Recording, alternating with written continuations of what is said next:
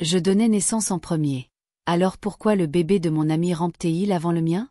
Se dit Phina à elle-même avec colère. Phina et Ella se sont rencontrées grâce à leurs maris, Peter et Paul, deux meilleurs amis qui se connaissaient bien avant que le mariage ne leur traverse l'esprit. Un dimanche après-midi, Peter invita Paul et sa femme à déjeuner. Et c'est ainsi que tout commença. Deux femmes se rencontrant autour d'assiettes de jollof rice, de rire et de la chaleur facile de personnes qui se sentaient instantanément familières. À partir de ce jour, leur amitié grandit comme quelque chose de naturel, presque sans effort.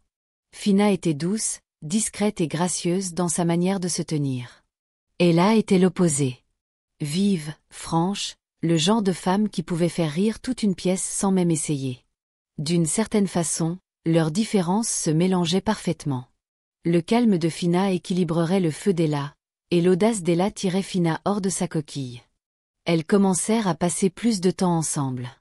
Un jour c'était la cuisine, un autre le shopping, le suivant simplement s'asseoir et parler pendant des heures de tout. Le travail, le mariage, la foi, et les façons amusantes dont leurs maris agissaient encore comme des garçons quand ils étaient ensemble. Il ne fallut pas longtemps pour que les deux maisons commencent à ressembler à une seule. Peter et Paul plaisantaient. Si nous ne trouvons pas nos femmes, nous savons déjà où elles sont. Puis vint le miracle que Nessuna d'elles n'avait prévu, mais que toutes deux célébrèrent. Elles tombèrent enceintes à peu près au même moment. Phina la prit en premier et appela Ella, criant d'excitation. Une semaine plus tard, Ella rappela avec des larmes de joie. Tu ne le croiras pas, Phina. Je suis enceinte aussi. Les mois qui suivirent furent un mélange de rire, d'envie, de pieds gonflés et de rêves partagés. Elles assistaient ensemble aux rendez-vous prénataux, échangeaient des noms de bébés et s'envoyaient des notes vocales à des heures inhabituelles. L'une se plaignant de douleurs au dos, l'autre ayant envie de maïs grillé à minuit. Leur lien se renforça à chaque coup de pied, chaque battement de cœur partagé, chaque prière murmurée pour un accouchement sans danger. Phina accoucha en premier, d'un bébé garçon en bonne santé qu'elle nomma Nathan. Une semaine plus tard, elle a suivi. Un autre beau garçon, Léo. Quand elles s'appelèrent, toutes deux pouvaient à peine parler à travers les larmes. Nos fils grandiront comme des frères, dit Ella doucement. Comme Peter et Paul, ajouta Phina en souriant. La maternité les rapprocha encore plus. Elles apprirent ensemble, rirent ensemble, pleurèrent ensemble à travers les nuits sans sommeil et les catastrophes de couches. Chaque étape semblait partagée. Chaque joie multipliée. 6 mois plus tard, chaque visite entre elle et Ella était devenue une petite fête de rires de bébés et de bavardage maternel. Mais un après-midi, quelque chose changea. Elles étaient dans le salon d'Ella. Les garçons étaient sur le tapis, jouant avec des hochets colorés pendant que leur mère sirotait du jus et partageait des rires. Puis sans avertissement, Léo, le fils d'Ella, se poussa en avant, vacilla un peu et commença à ramper. Ella hurla d'excitation. « Phina! Regarde-le! Mon bébé rampe !» cria-t-elle en applaudissant de joie. Phina força un sourire. « Waouh, c'est rapide !» dit-elle en riant doucement, mais sa poitrine se serra. Elle regarda Nathan, encore allongé sur le ventre, souriant vers elle comme s'il ignorait toute compétition. Au début, elle balaya cela. Les bébés grandissent différemment, se dit-elle. Mais la fois suivante où elle rendit visite, Léo rampait partout, essayant même de se tenir debout avec un soutien. Le rire d'Ella remplissait la maison tandis qu'elle le poursuivait, enregistrant des vidéos pour le groupe familial. Phina participait, mais ses yeux revenaient sans cesse à son fils, encore en train de lutter pour s'équilibrer sur ses mains. Plus tard ce soir-là, alors que Peter les ramenait à la maison, Phina était silencieuse. La radio bourdonnait doucement, mais elle l'entendait à peine. « Qu'est-ce qui ne va pas ?» demanda-t-il en la regardant. « Rien », dit-elle rapidement en regardant par la fenêtre. Mais son esprit était une tempête. « Je suis accouchée en premier. Comment son bébé peut-il ramper avant le mien ?» Peter l'observa un moment, puis soupira. « Phina, tu agis bizarrement ces derniers temps. Tu compares trop. Ce sont des bébés, pas des concurrents. » « Je ne compare pas. » Elle mentit, encore fixant l'extérieur. « C'est juste que les gens disent que le bébé d'Ella est fort. Même ta mère l'a mentionné. » Peter fronça les sourcils, ses mains se serrant sur le volant. « Et alors si elle l'a fait ? Nathan rampera quand ce sera le moment. » Arrête de laisser ce que les gens disent te déranger. Sa voix était calme mais ferme, et pendant un bref moment, le silence remplit à nouveau la voiture. Un silence lourd, inconfortable. Phina força un sourire. Tu ne comprendras pas. Peter secoua la tête. Peut-être pas, mais je sais ceci. La jalousie ne finit jamais bien, même quand elle est petite. Concentre-toi sur notre fils. Il va bien. Elle ne répondit pas. Mais ces mots restèrent avec elle toute la nuit, des mots qu'elle regretterait plus tard de ne pas avoir écoutés.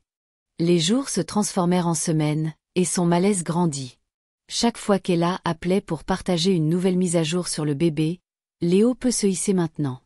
Ou il a essayé de dire « Mama, aujourd'hui ». Les sourires de Phina devenaient plus minces. Quand elles se rencontraient, elles commençaient à comparer. Nathan est juste paresseux, marmonna-t-elle un après-midi en regardant Léo poursuivre une balle sur le tapis. Ella se tourna vers elle doucement. Non, Phina, ne dis pas ça. Les bébés sont différents.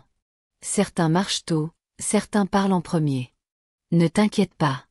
Nathan y arrivera. Mais Phina hocha seulement la tête raide. Son cœur refusait le réconfort.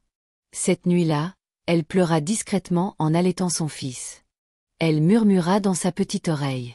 « Pourquoi ne rampes-tu pas encore, Nathan ? Ton ami bouge déjà partout. Tu es censé être le premier. » Elle commença à rechercher en ligne, faisant défiler d'innombrables pages parentales. « 6 mois, murmura-t-elle. La plupart des bébés commencent à ramper à 6 mois. Chaque ligne de texte rendait sa poitrine plus lourde. La fois suivante où elle a rendu visite, elle apporta des cadeaux, une couverture douce et un petit camion jouet. Nathan sourit simplement et roula sur le tapis tandis que Léo filait à travers la pièce. « Vois comme il est fort, » dit Phina amèrement. « Peut-être que tu lui donnes quelque chose de spécial. Tu as toujours une nouvelle astuce ou une autre. » Le sourire d'Ella s'effaça. « Phina, qu'est-ce qui se passe ? Ce n'est pas une compétition. » Phina détourna le regard. « Facile à dire pour toi, ton bébé gagne. » La pièce devint silencieuse. Pour la première fois depuis qu'elles étaient devenues amies, il y avait un espace entre leurs rires, un petit mur invisible que nessuna d'elles ne pouvait nommer, mais que toutes deux pouvaient sentir grandir lentement, silencieusement dans la pièce remplie de jouets et de rires de bébés. Puis, un après-midi venteux, Phina rendit visite à nouveau. Les garçons jouaient sur le tapis. Comme toujours, Léo rampait partout, poursuivant son camion jouet tandis que Nathan s'asseyait simplement et applaudissait de ses petites mains, riant. Phina soupira. « Vois-le, » murmura-t-elle, les yeux sur son fils. Toujours là comme une statue. Ella rit doucement, essayant de remonter le moral. Au moins il est paisible. Le mien est un coureur à plein temps. Je ne peux même plus cligner des yeux en paix. Phina força un sourire mais ne répondit pas. Ella s'assit à côté d'elle et toucha doucement sa main. « Phina, tu sais ce que j'ai remarqué ? Ton Nathan mange mieux que Léo. Ce garçon peut manger n'importe quoi. PAP, igname pilé, même de la soupe.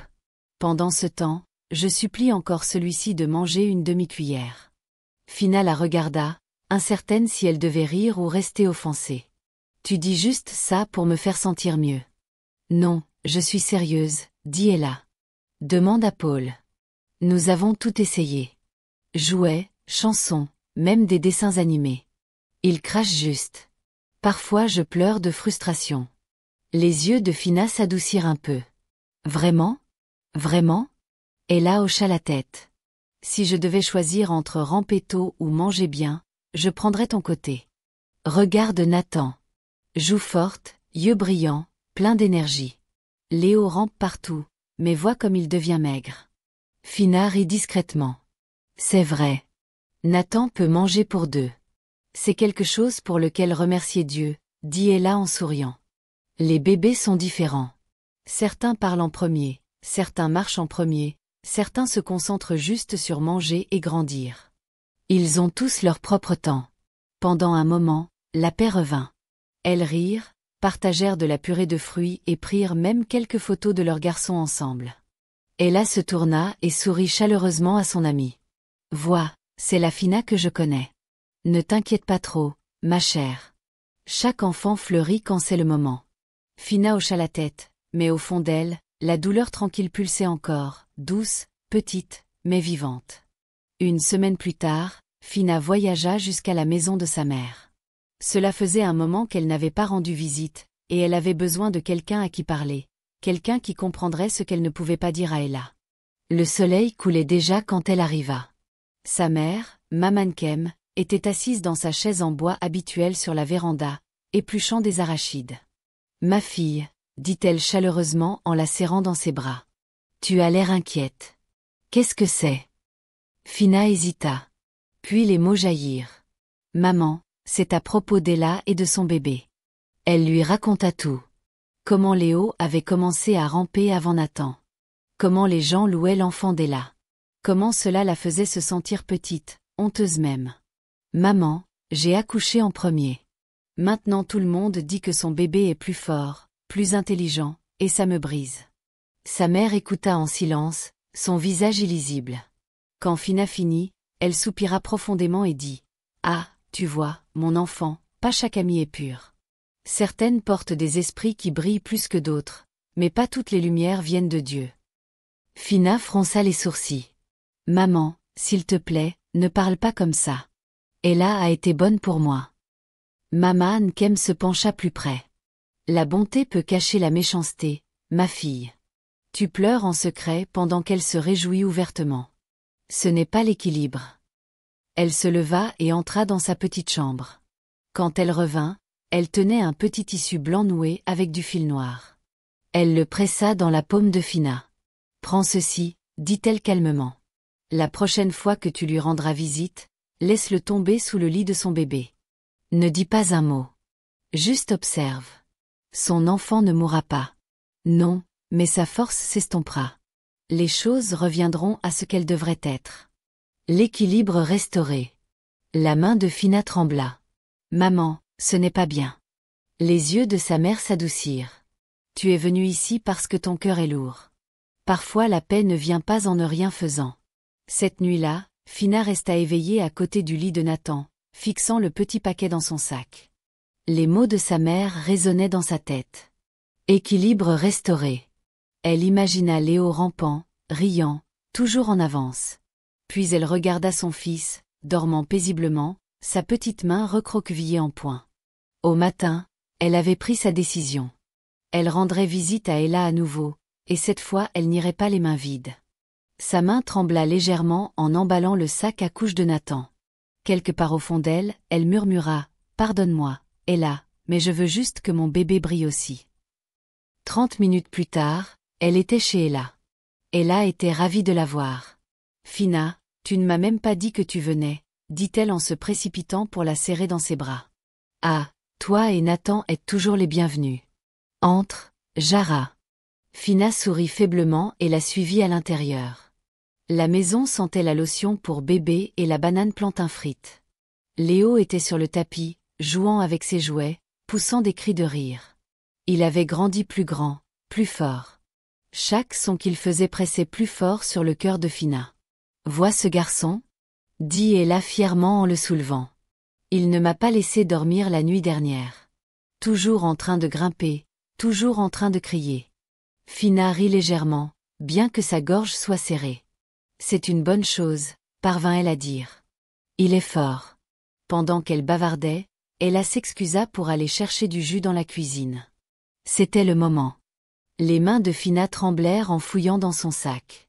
Le petit paquet blanc semblait plus lourd qu'il ne l'était. Sa respiration s'accéléra. Elle marcha discrètement vers le lit de Léo près de la fenêtre. Ses paumes étaient moites, son esprit en course. Juste le laisser tomber. Ne pense pas. Elle se pencha, souleva la petite couverture drapée sur le lit et glissa le charme en dessous, son cœur battant si fort qu'elle craignait qu'elle l'entende. Quand elle se redressa, Nathan fit un petit son de roucoulement depuis sa poussette. Elle se figea, le fixant tandis que la culpabilité brûlait dans sa poitrine. Ses yeux innocents rencontrèrent les siens, doux, confiants, purs.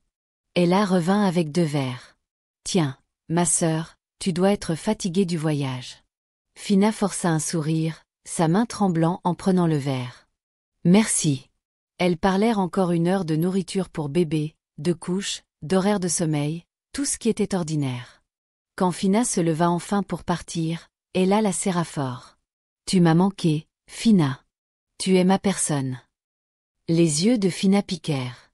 Tu m'as manqué aussi, murmura-t-elle.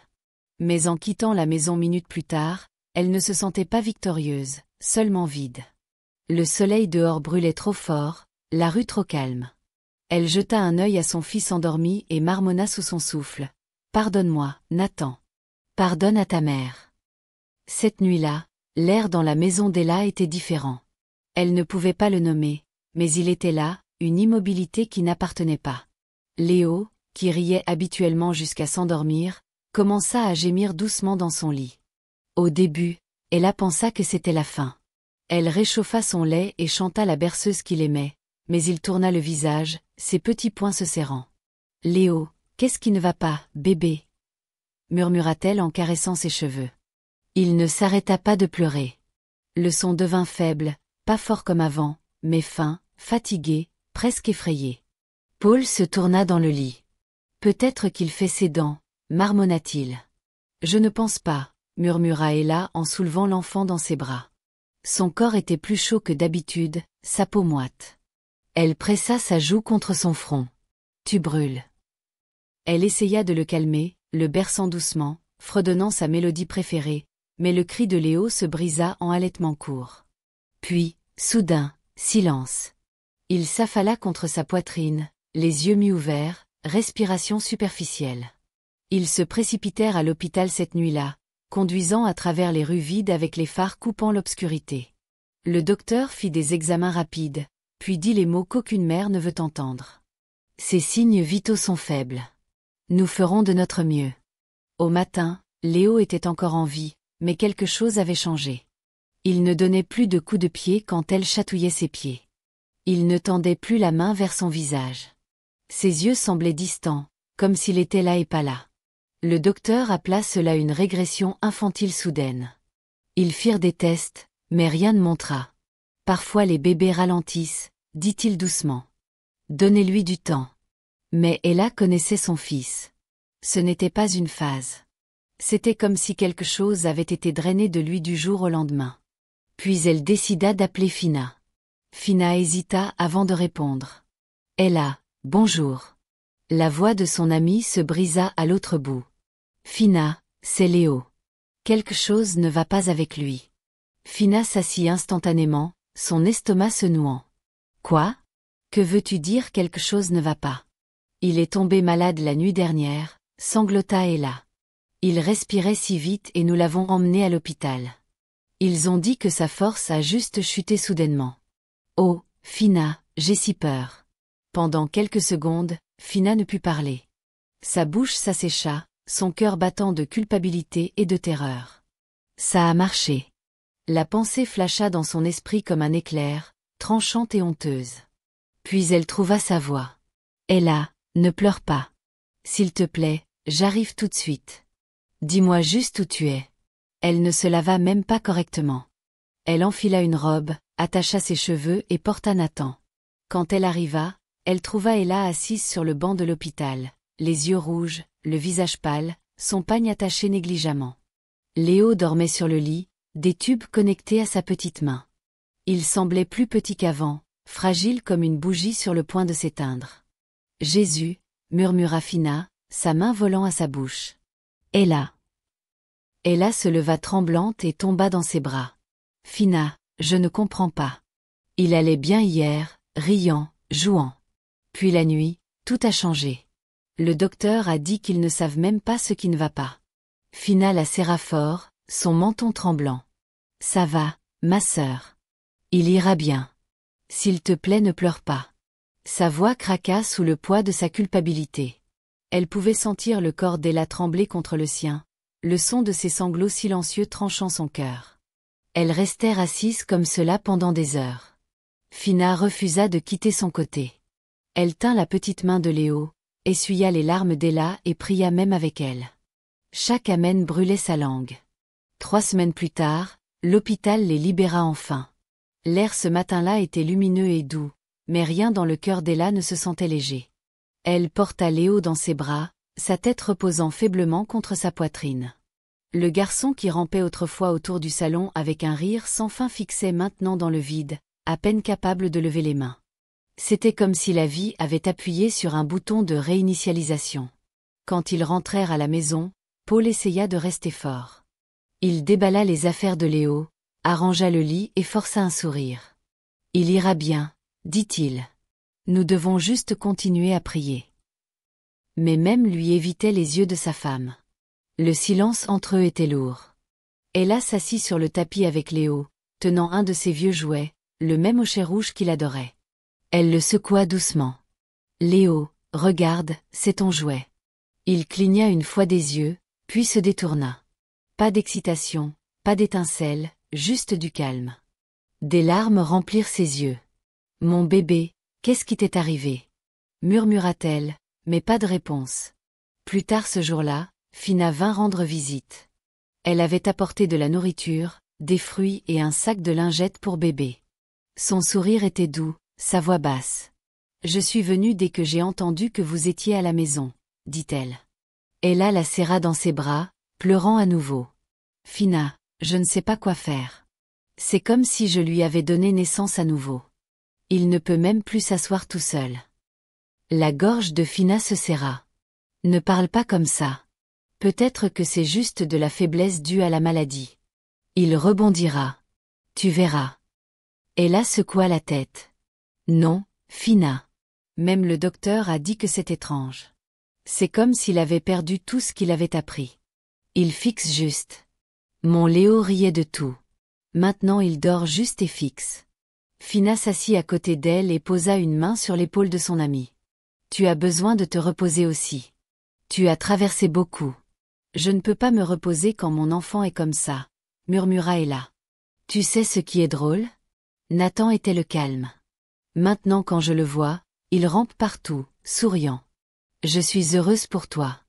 Je le jure. Mais j'aimerais savoir ce qui a mal tourné avec le mien. » Fina avala difficilement, des larmes remplissant ses yeux. « Ella, ne dis pas ça. Peut-être que c'est juste une saison. » Ella hocha faiblement la tête. « J'essaie de le croire. » Elles se serrèrent dans les bras et Fina rentra chez elle avec son bébé. Une semaine après leur sortie, Ella avait tout essayé. Prières, herbes, examens à l'hôpital, même des veillées nocturnes. Mais Léo était toujours le même. Il ne rampait ni n'essayait de s'asseoir. Il souriait à peine. La plupart des jours, il fixait juste dans l'espace, bavant doucement sur son bavoir pendant qu'elle pleurait et suppliait Dieu pour la miséricorde. Cela les brisait elle et Paul, mais ils étaient pleins d'espoir. Puis un samedi matin, elle décida de faire un nettoyage approfondi, quelque chose qu'elle n'avait pas fait depuis le début de la maladie. Elle ouvrit grand les fenêtres, attacha un foulard autour de ses cheveux et commença à récurer et dépoussiérer. La maison avait accumulé des toiles d'araignée et des jouets oubliés. Quand elle arriva à la chambre de Léo, l'odeur de désinfectant remplissait l'air. Elle souleva soigneusement son lit pour balayer en dessous. En se penchant, quelque chose attira son œil. Un petit tissu blanc noué avec du fil noir couvert de poussière. Elle fronça les sourcils. « Qu'est-ce que c'est ?» Elle le ramassa soigneusement, le tournant dans sa main. Ce n'était pas une des affaires de Léo. Elle ne l'avait jamais vu avant. Il semblait étrange, léger, mais lourd de sens. Pendant un moment, elle le fixa simplement, son cœur battant plus vite. Elle ne savait pas ce que c'était, mais quelque chose en elle remua mal à l'aise. « Dieu, quoi que ce soit, que ton feu le consume, » murmura-t-elle, sa voix tremblante. Elle le mit de côté en finissant de nettoyer le reste de la chambre, mais la vue le ramenait sans cesse ses yeux. Au moment où elle rassembla toute la saleté et les vieux chiffons dans une poêle en métal pour les brûler, elle ajouta le tissu étrange sans hésitation. Elle versa du kérosène, gratta une allumette et regarda les flammes monter. Le tissu brûla lentement au début, puis avec un sifflement soudain, comme si quelque chose de vivant était forcé de sortir. Le feu s'embrasa en bleu pendant un moment avant de s'éteindre.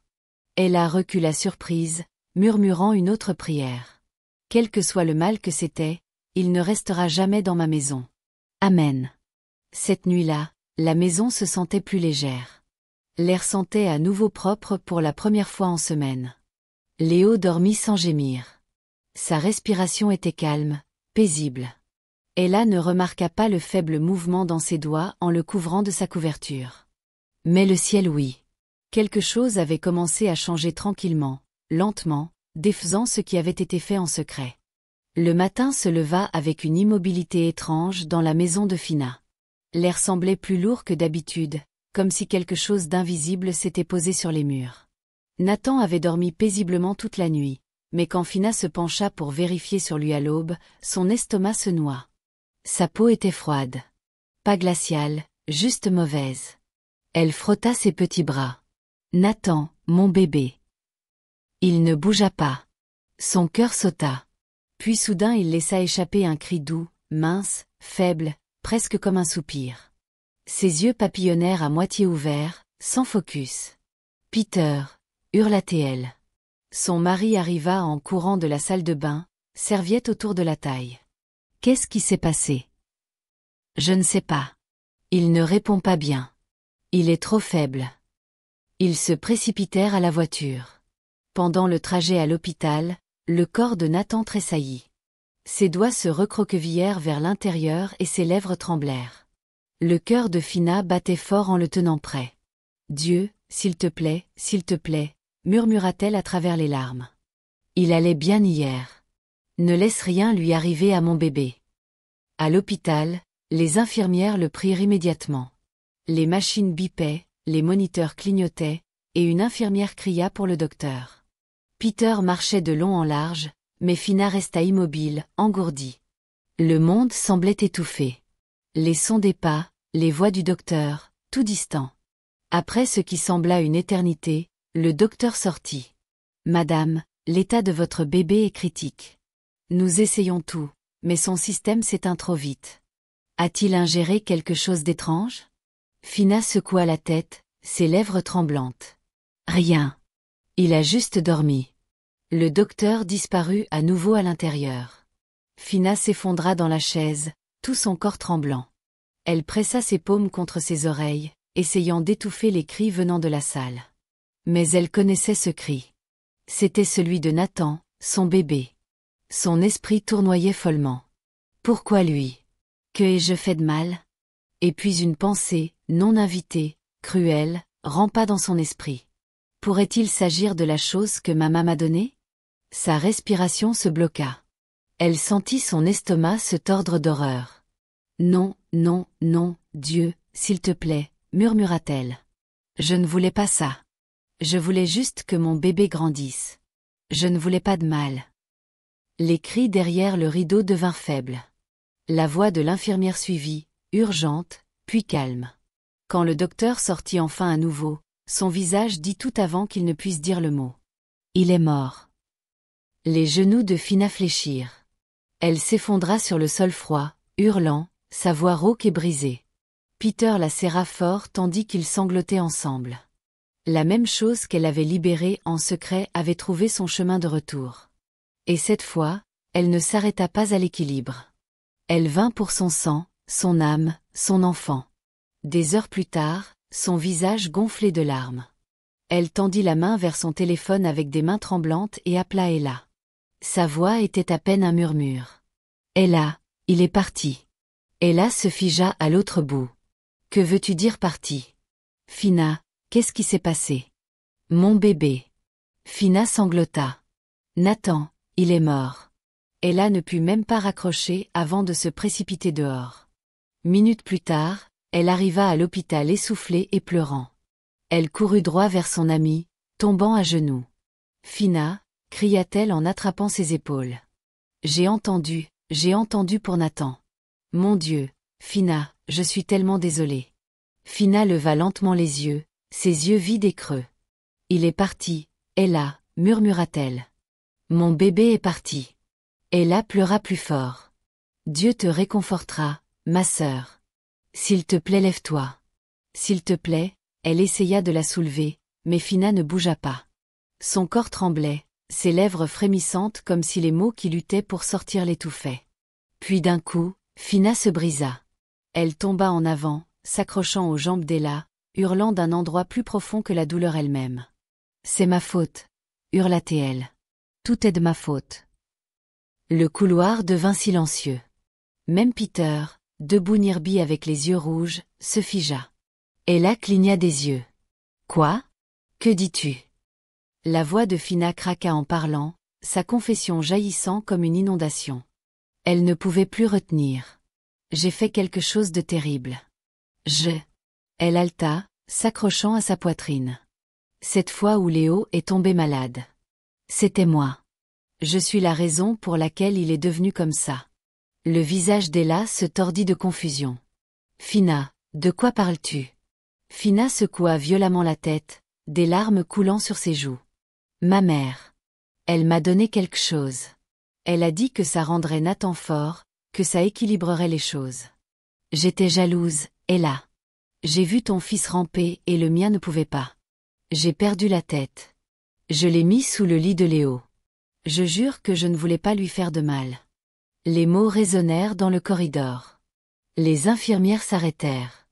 La bouche de Peter s'ouvrit. Elle la fixa comme si elle n'avait pas bien entendu. Tu as fait quoi? Murmura-t-elle en reculant lentement. Phina hocha la tête, sanglotant incontrôlablement. Je pensais que c'était inoffensif. Je voulais juste que mon bébé rattrape. Je ne savais pas que ça lui ferait du mal. Dieu me pardonne. Je ne savais pas. Peter couvrit sa bouche, stupéfait. Les mains d'Ella commencèrent à trembler. Ses larmes s'asséchèrent instantanément, remplacées par l'incrédulité. Phina, après tout, tu m'as tenue quand mon fils était malade. Tu as prié avec moi. Tu m'as regardé pleurer. Phina rampa plus près, s'accrochant à la robe de son amie.